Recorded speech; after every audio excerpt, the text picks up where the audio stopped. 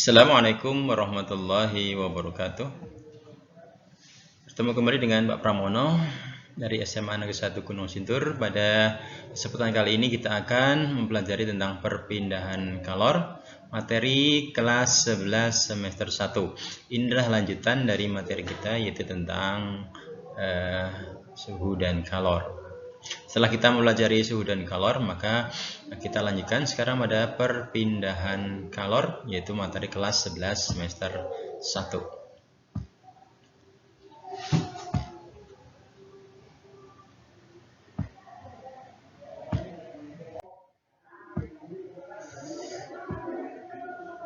Perpindahan kalor itu adalah berasal dari benda yang bersuhu tinggi ke benda yang bersuhu rendah.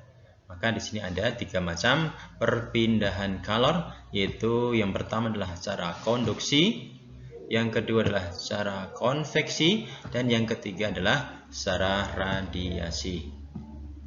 Apa itu konduksi? Konduksi adalah perpindahan kalor melalui suatu zat akibat interaksi molekuler. Di sini perpindahan kalornya adalah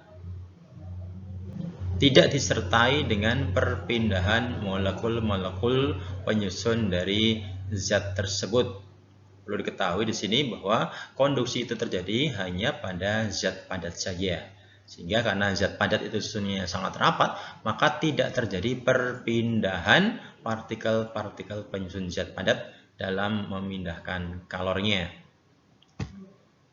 Terjadi pada zat padat. Kemudian yang kedua adalah konveksi, yaitu perpindahan kalor pada suatu zat dengan disertai dengan perpindahan molekul-molekul zat tersebut.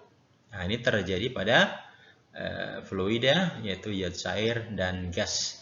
Kita tahu bahwa partikel-partikel penyusun dari zat cair dan gas itu susunannya renggang, maka memungkinkan terjadi perpindahan molekul-molekul zat tersebut ketika memindahkan kalor. Sedangkan perpindahan secara radiasi adalah perpindahan kalor tanpa memerlukan zat perantara, atau dengan kata lain perpindahan kalor melalui diakibatkan adanya perpindahan gelombang elektromagnetik. Ini terjadi pada gelombang elektromagnetik. Ya, kita tahu contohnya adalah pada matahari. Antara matahari ke bumi itu terdapat ruang hampa yang tidak ada mediumnya. Tapi pada perpindahan secara radiasi sini ternyata gelombang elektromagnetik yang berasal dari matahari sampai ke bumi. Ini menunjukkan bahwa tanpa melalui perantara pun, maka kalor dari matahari bisa dirambatkan atau dipindahkan ke bumi tanpa melalui perantara.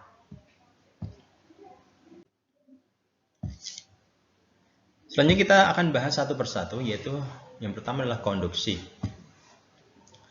Ya, contohnya adalah sebuah zat padat, kemudian kita bakar pada ujungnya, maka ujung logam yang dipanasi, atom-atomnya akan bergetar dengan cepat, sehingga akan menumbuk atom-atom terdekatnya. Dengan demikian terjadi transfer energi terhadap atom-atom tersebut. Proses ini berlanjut hingga akhirnya energi kalor akan berpindah dari ujung satu logam ke ujung logam yang lain yang lebih dingin, tanpa disertai dengan perpindahan partikel-partikel dari logam tersebut. Bertambahnya kecepatan getaran atom-atom logam akan menaikkan energi kinetik atom logam tersebut. Akibatnya suhu batang logam akan meningkat.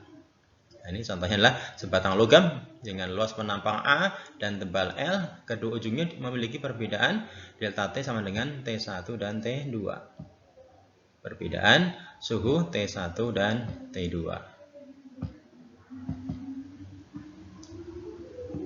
Maka di sini nanti banyaknya kalor yang mengalir dari T1 ke T2 dalam selang waktu tertentu itu dirumuskan sebagai delta X per delta T sama dengan K dikalikan A, kemudian dikalikan dengan selisih suhu, suhu yang panas dikurangi dengan suhu yang dingin dibagi dengan panjang logam tersebut. Ya, inilah banyaknya kalor yang mengalir dari T1 dan ke T2, di mana T1 lebih besar daripada T2. K adalah konduktivitas termal yang menyatakan banyak kalor yang menghantarkan kalor tersebut.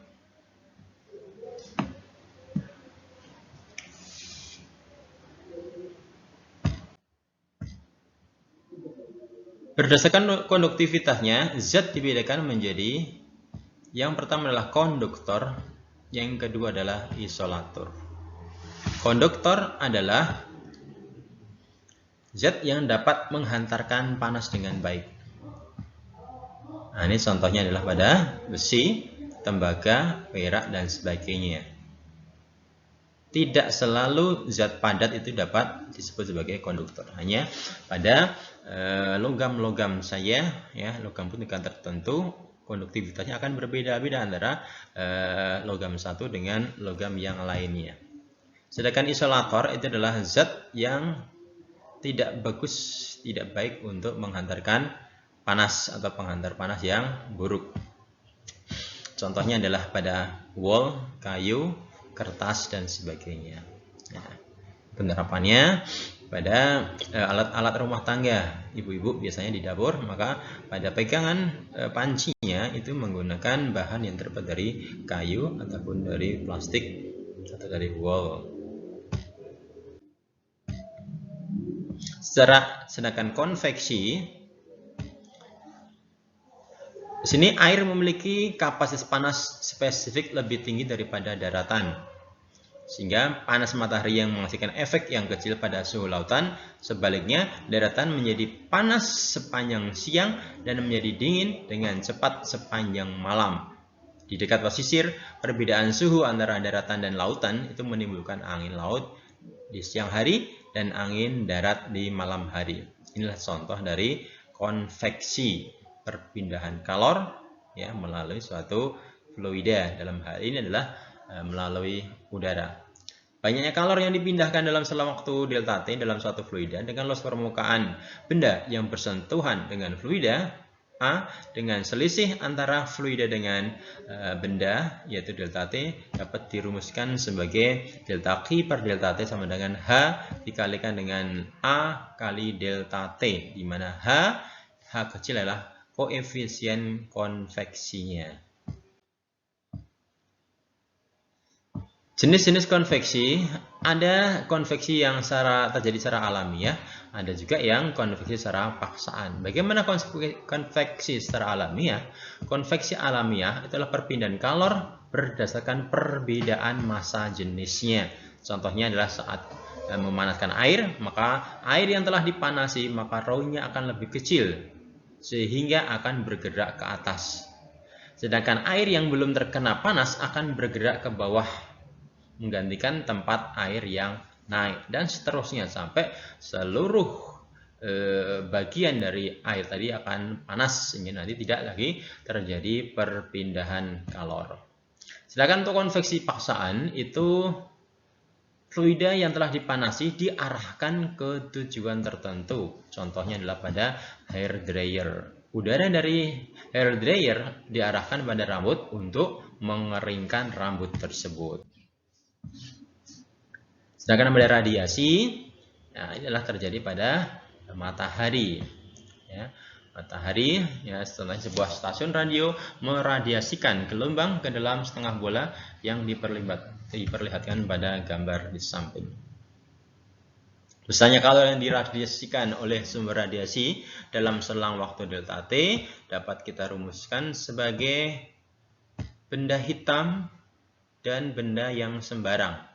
Khusus untuk benda yang hitam, maka delta Q per delta T-nya adalah sama dengan tau kalikan A T pangkat 4. Untuk benda yang sembarang, itu delta Q per delta T-nya sama dengan E dikalikan dengan tau kalikan A kalikan dengan T pangkat 4. Di mana E di situ adalah emisivitas. Khusus untuk benda yang hitam sempurna, maka E-nya sebesar 1 atau E sama dengan 1. Sedangkan tau ini adalah konstanta Stephen Boltzmann yang nilainya sebesar 5,67 10 pangkat min 8 watt per meter pangkat 2 K pangkat 3. Emisivitas E bernilai antara 0 sampai dengan 1. Khusus untuk benda hitam sempurna, maka E sama dengan 1 karena benda hitam adalah benda yang dengan sempurna mampu untuk menyerap dan memancarkan seluruh gelombang elektromagnetiknya. Nah, demikian tadi pembahasan tentang perpindahan kalor yang dapat terjadi pada konduksi, konveksi, dan radiasi. Sebagai contoh soalnya adalah sebuah sumber kehilangan kalor yang utama dari sebuah rumah adalah melalui jendela. Hitunglah kecepatan aliran kalor melalui jendela kaca dengan luas 2 meter kali 1,5 meter dan tebalnya 3,2 meter. Jika temperatur pada permukaan dalam dan luar adalah 15 derajat Celcius dan 14 derajat Celcius, maka dari sini kita dapat mengetahui luas dari jendela tadi A sama dengan panjang kali lebar, yaitu 2 kali 1,5 sama dengan 3 meter persegi, sedangkan tebalnya itu adalah 3,2 kali 10 pangkat min 3 meter. Sedangkan konstantanya adalah 0,84 Joule per sekon meter derajat Celcius. Maka dari sini kita disuruh untuk mencari berapakah kecepatan aliran kalor, yaitu delta Q per delta T sama dengan K kalikan A kalikan delta T, yaitu T1 min T2 dibagi dengan L-nya, di mana K adalah 0,84 kalikan dengan A 2 kali 1,5 sama dengan 3 meter persegi. Kemudian selisihnya adalah 15 kurangi 14 sama dengan 1 dibagi dengan tebalnya yaitu 3,2 10 pangkat min 3. Maka hasilnya adalah 790 Joule per sekon. Ini adalah kecepatan atau laju kalor yang terjadi pada sebuah rumah. Perpindahan kalornya melalui jendela dengan ukuran 2 kali 1,5.